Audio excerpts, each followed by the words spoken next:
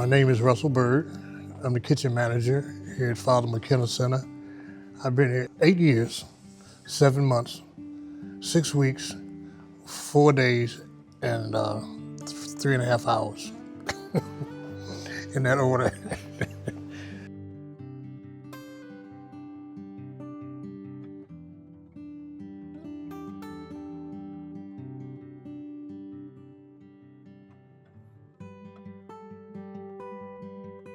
I'm a person that likes to see other people be happy. I don't like arguments, and what I want to do is just share my joy with somebody else, hoping that they'll pick it up and run with it. So my thing is just try to let my light shine.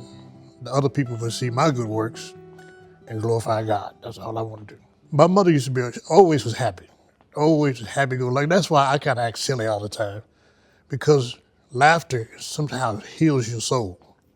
So I try to stay as happy every day. It doesn't always work, but most days I stay pretty happy. What I always do, really, to be perfect honest about, I always say, whenever you think that things are not going good for you, you start getting depressed, or you think you should have more, just look at the man that has less than you. I got a 1-bedroom apartment, a couple cars, but I'm happy. I don't need no more, because other people are less fortunate than me. And if I see somebody in need, I try to help them. Because you never know. You never know what situation you're going to be in. I got good health. 68, that's kind of old, but now people don't know that. They don't know how old I am, but I was homeless once. I was homeless for at least, I lost a house in Washington, D.C., messing around, with something I shouldn't have been, drugs a little bit. Then my mother got sick. My mother got sick. She started getting dementia real bad.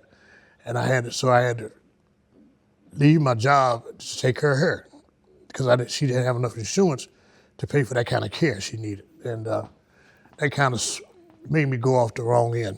And I waited until I got 57 years old to start messing with drugs, believe it or not.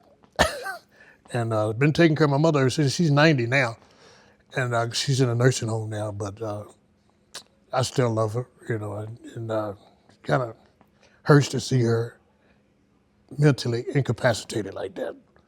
But those things happen in life. I used to, when I first started getting high, I couldn't handle my mother not being able to do anything, and had to go home every day and change her diapers and all this. So that's when I started drugging. But then I kind of caught myself after about a year, and I said, well, Russell, either you're going to be a broke old man, or you're going to have to get some help. So I checked myself into a program, Clean and Sober, and they had a 30-day in-house program. But if you do right and make some success out of your life as you go along, you can stay there up to a year. And I ended up getting a job there. The lady, she kind of liked me, and she said, we got a good spirit, so how would you like to work for us? And I said, I would love to. And it seemed like every place I've been, God's always blessed me. And how I got the job here, we had to come over here to listen to Cortez speak and get him to sign our meeting slips. And we were required to go to at least 3 meetings a week. So that means 3 times a week I had to come over and listen to Cortez speak about drug rehabs and things like that. And after a while, we got to knowing each other for a couple of months.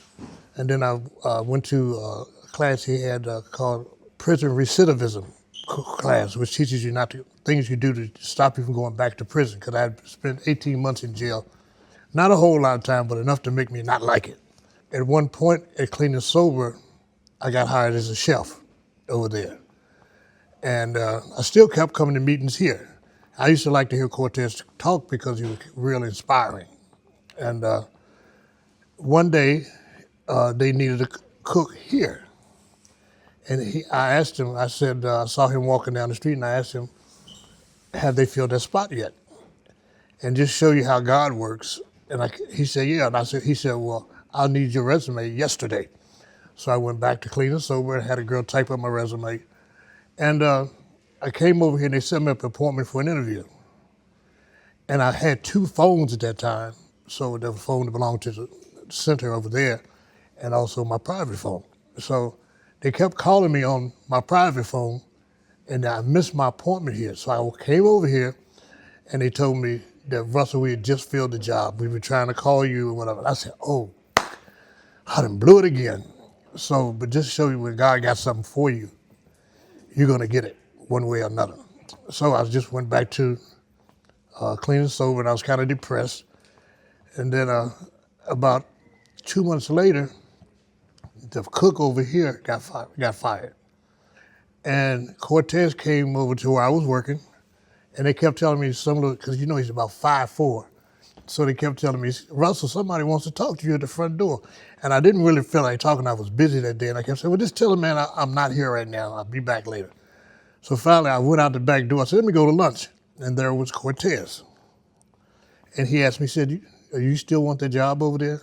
And I said, are you serious? And he said, yes. And I've been here ever since, 8 years and some change.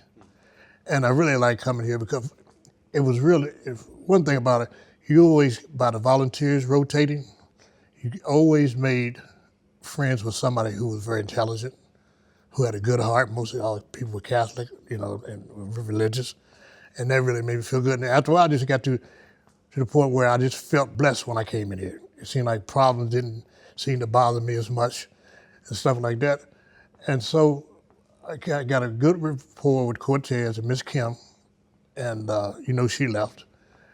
And it's just been like home to me, And every day I come in here is something different. But the one thing I didn't like about it, as soon as you got attached to somebody, they left. They went somewhere else for a better job or whatever. But that's the facts of life. But it's been a real good journey for me. I couldn't ask for better people to work with. And things like that, I remembered it. I said, God, you've always blessed me. Even when I was over clean and sober, and I asked myself when I was in the rehab program, I said, Lord, if you just help me get out of this, I'm going to do the right thing and not drug no more in life. And I've been sober for like 10 years now. So things have gotten better. Got a couple of cars. I got my own place to live. A little money in the bank. It used to be a time money would burn a hole in my pocket, because that's the way drugs do you. But God has been good to me. It's turned everything's working out for the better as long as I don't use. And that's another reason I like being here, because you see people just same situation you used to be in, and you can kind of help them, help them along the way, learn from their mistakes, and it kind of keeps me sober and straight, because I don't ever want to be in that situation again. Because I do get temptation in your mind that never goes away. It's always the devil going to be busy trying to get you to just try one more. Just try one more. That one more ends up being 1,000 more.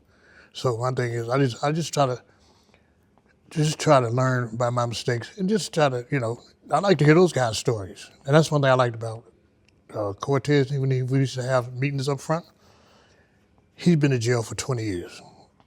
20 years, was director now. But those kind of stories I hear keep me sober, as I say, and just feel what these guys feel.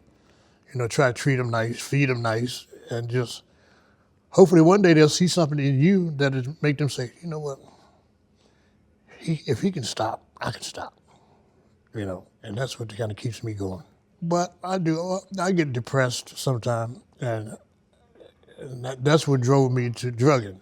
One of the biggest hurts that I have is seeing my mother lay in the bed every day, can't get up. But I used to make me want to drink and drug, but now life, a lady, I asked one day, I said, why do you think God let that happen to my mother? She was an avid Christian, went to the hospitals every weekend, visited the sick, you can ask my mother for anything. Didn't even have to know her, and she'd give it to you. And I asked this lady, I said, why do you think did he let that happen to my mother after all she did for other people? And he said, Russell, do you think God's that small that he will let your mother just fade away like that? He said, he's got a place for her in heaven, and all his rewards that he has for her are going to be waiting for her. And ever since then, man, it's been like, I look at her in the bed and I say, Mom, you're going to be all right, So I just kind of like just never forget what God has done for me and what he can do. And it's been working for me ever since.